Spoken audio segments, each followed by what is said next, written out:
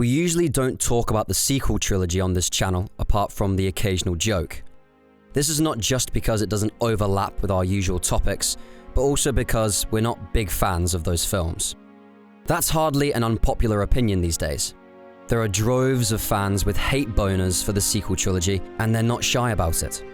But a lot of the time, the conversation around the sequels is extraordinarily toxic. And while we usually prefer to avoid wading into that Sith fest, today we'd like to try to start some more constructive conversations about Star Wars' latest trilogy. Which of the sequels was comparatively the best? What did the films do poorly? And what did they do well? In this video, we'll be giving our thoughts on all these topics. Experience a whole new world of Star Wars collecting with Star Wars Card Trader by Topps. This awesome app allows you to uniquely experience Star Wars by opening digital packs of your favorite Star Wars characters, weapons, and spacecraft, and then connecting and trading with fellow fans across the galaxy to complete sets and missions. To top it off, you can steadily grow your collection day in and day out by receiving regular free cards and credits. At the moment, I'm lucky enough to have Obi-Wan Kenobi himself in my collection, as well as Wrecker, who despite being only a tier 1 card, is still awesome. To further add to the fun, you can get free cards and collectibles through the Lock On feature.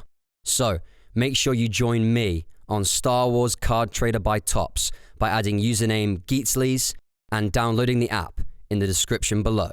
Before we begin, we'd just like to say that while we invite you to share your thoughts about the sequels in the comments below, we've got a favor to ask. Please be respectful to people who have different opinions. Star Wars is an emotional topic for a lot of people, and it's easy for disagreements about the sequels to get heated. The same used to be the case for our beloved prequel trilogy, which for over a decade was hated by most fans with the same level of hostility the sequels receive today. If you were a prequel fan back then, you probably remember how much that sucked. So, let's not repeat history here. It's okay if you dislike the sequels, but please be considerate of those who love the sequels as well, and vice versa. With that out of the way, let's begin. The biggest problem with the sequels, in our opinion, was on the conceptual level. The story of the Skywalker saga was completed with Revenge of the Sith, and any sort of continuation was doomed to undermine the core story of Star Wars. Return of the Jedi ended with the fall of the Empire, the destruction of the Sith, and balance being restored to the Force. Any sort of sequel trilogy would have had to undermine that ending to justify its own existence, unless there was what would have been a jarring tonal shift that scaled down the scope of the trilogy's plot. When planning to produce a sequel trilogy, Lucasfilm was focusing more on what they thought people would pay to see than what would make a great story, and that was the root of all the sequel's problems. We would have preferred to see more anthology films like Rogue One and higher budget expanded universe stuff instead of a sequel trilogy. But hey, we're not the ones calling the shots at Lucasfilm. Any version of the sequel trilogy was doomed to mess up the story a little. But with the release of The Force Awakens, Sith hit the fan. In our opinion, The Force Awakens was the worst of the sequels. As a great many people have pointed out, it was unoriginal and locked the rest of the trilogy into either being a boring copycat project or a dissonant mess. More than anything else, this was because The Force Awakens set up the sequel trilogy as a repeat of the Rebellion-Empire dynamic seen in the original trilogy. The Force Awakens introduced 3 factions and destroyed the most interesting one, the New Republic, right off the bat, leaving us with the First Order, which was just a more fanatical empire, and the Resistance, which was just a dollar store rebel alliance. This, in our opinion, is the worst creative sin the sequels made. You can write a compelling story of good versus evil without relying on the underdog dynamic. I mean, just think about how much more interesting these films would have been if they were about the New Republic, victorious and in control of the galaxy, battling an insurgent First Order, a fanatical Imperial remnant trying to start a counter-revolution. It could have made for a really compelling reversal of the usual dynamic. Instead, The Force Awakens just rolled the clock back on the galaxy. That wasn't the only way in which The Force Awakens borrowed too heavily from the original trilogy, of course. Having the plot revolve around destroying a planet-killing superweapon yet again was a terrible idea. The world building was insufficient, the locations were mostly uninteresting, and most of the characters weren't anything special. We don't hate any of the sequel characters, except Beaumont Kin, but we didn't really feel drawn to most of them either. Rey was your typical, mysterious, soon-to-be Jedi hero. Poe Dameron was just a rehash of the usual hotshot pilot trope. Snoke wasn't anything special, and Hux and Phasma were just kinda there. With that said, not all of the sequel characters were bad. Those returning from the original trilogy were fine, as was BB-8. Kylo Ren could have been better, but he was fairly interesting, even if he was a rip-off of Jason Solo. In our humble opinion, the best sequel character was Finn. Unlike the rest of the cast, Finn was unique and interesting. A renegade stormtrooper, torn between running away and fighting back. He had so much potential. The writers could have explored so many moral questions with his character, and his chemistry with Poe was delightful.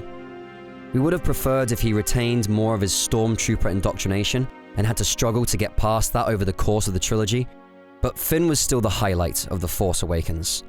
Of course, his character was sidelined for the rest of the trilogy, which was a damn shame, and a real disservice to John Boyega. Now for what might be our hottest take. The Last Jedi was the best of the sequels. We still didn't care too much for it, but it deserves praise for at least making an effort to be interesting and original, unlike The Force Awakens. We'd even disagree with the usual take that The Last Jedi swung too far in the opposite direction. We don't think it was trying too hard to be original, just that a lot of what it tried to do fell flat. The Force Awakens put The Last Jedi in a nasty dilemma, forcing it to either copy The Empire Strikes Back to keep the trilogy consistent, or turn the story on its head and give us all whiplash. Rian Johnson made the latter choice, and we think that was the better call, even if it didn't work out. A lot of Star Wars fans hate Rian Johnson over The Last Jedi, but he's neither a bad writer nor a bad director. His work on Breaking Bad and Knives Out was fracking awesome, and we'd love to see what he would do with his own Star Wars story. However, with The Last Jedi, he was tasked with making the middle movie in a trilogy that was already doomed, and he did his best, introducing twists both good and bad in an attempt to write a deconstructive take on Star Wars. It fell flat, mostly because Johnson was only working on a piece of the trilogy's story. We agree with many of the common criticisms of The Last Jedi. The battles were designed poorly, a lot of the middle plot was unnecessary, and the whole chase thing didn't really work. With that said, The Last Jedi did a number of things well. It has the most beautiful cinematography of any Star Wars movie, and some of the twists were genuinely good. The film's criticism of typical hero tropes, most notably through Poe Dameron's demotion and Luke Skywalker's fake-out battle with Kylo Ren on Crate, were based and took guts to write into a Star Wars film. Killing off Snoke mid-film was also a fantastic call, a welcome break from the usual formula Star Wars trilogy antagonists follow. We're ambivalent about The Last Jedi's depiction of Luke Skywalker. We prefer Legends Luke ourselves. But The Last Jedi was actually very faithful to how George Lucas thought of an older Luke, and we can see why some fans really like it. Moving on, we also didn't really care for The Rise of Skywalker. It was a last-ditch attempt to tie everything together, and you can tell. Making Rey a Palpatine was a dodgy call, in our opinion, especially after The Last Jedi said she was nobody special, which would have been way more interesting. A lot of the dialogue was just cringe, the superweapons Star Destroyers made us audibly groan in theaters, and the final act was a wonderful example of how not to do a final battle. Less is more. Damn it. Before we wrap things up, we'd like to tackle a major problem with the sequel trilogy that we've saved for last. A lot of people complain about the sequel trilogy having too much politics. And we think the opposite is actually true. Hear us out on this one. One of the best parts of the prequels and our beloved Star Wars The Clone Wars were the politics. Even the original trilogy talked about the Imperial Senate and the state of the wider galaxy at certain points. This is noticeably absent from the sequels, and it's a big reason why they feel so dissonant with other Star Wars media. World building is a big part of why Star Wars is so great, and politics is part of that. In the sequels, it was never even made clear why the First Order hated the New Republic, why the Resistance was fighting the First Order, or what any of them stood for. All three films play out in a vacuum, removed from the wider galaxy. This makes it pretty much impossible to tell a grounded, immersive story. At the very least, the films could have shown us how the New Republic worked, how the First Order took over everything in just a few weeks, etc. But they didn't, which seriously undermines the stakes and immersion of all three films. Of course, when people talk about politics in the sequels, they're usually talking about real-world political takes being written into the story too much. But that's always been a core feature of Star Wars, and there's actually more outside politics written into most other Star Wars material. The original trilogy was an allegory for the Vietnam War. The antagonists of the prequel trilogy were named after, and sometimes paraphrased, real-world politicians. And beloved EU stories like Knights of the Old Republic are chock full of political messaging. What makes the sequels different isn't that they have outside politics, but how they're written. The other Star Wars films had clear political messages that were woven tightly into the story, while the sequels occasionally tossed a take or two onto the pile, often with some rather ham-fisted writing. This meant that, ironically, even though there were less politics in the sequels, they were more noticeable, since it was harder to see them as just part of the story. Politics in fiction is good, but it has to be part of the story, not lazily tacked on. Some fiction is pure escapism, but the secret of stories like Star Wars is how they blend escapism with reality.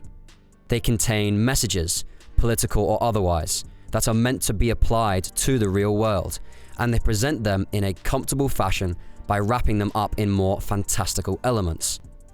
It's fun, stress-free, and something you can escape from reality with, but at the same time, it also gives you real ideas to consider. It allows you to think critically about the world, while allowing yourself to detach from reality for a while. To use the original trilogy as an example, its anti-Vietnam War messaging is obvious and meant to be relevant to the real world, but it doesn't draw away from the immersion because you can think critically about the message through the movie's framing. You can process the trilogy's messages about the Vietnam War solely through the lens of the Galactic Civil War, and this makes critical thinking fun, even if you disagree with the film's message, not the other way around. The sequels didn't have a clear message, however, and so they weren't able to maintain the same effect. But those are just our thoughts.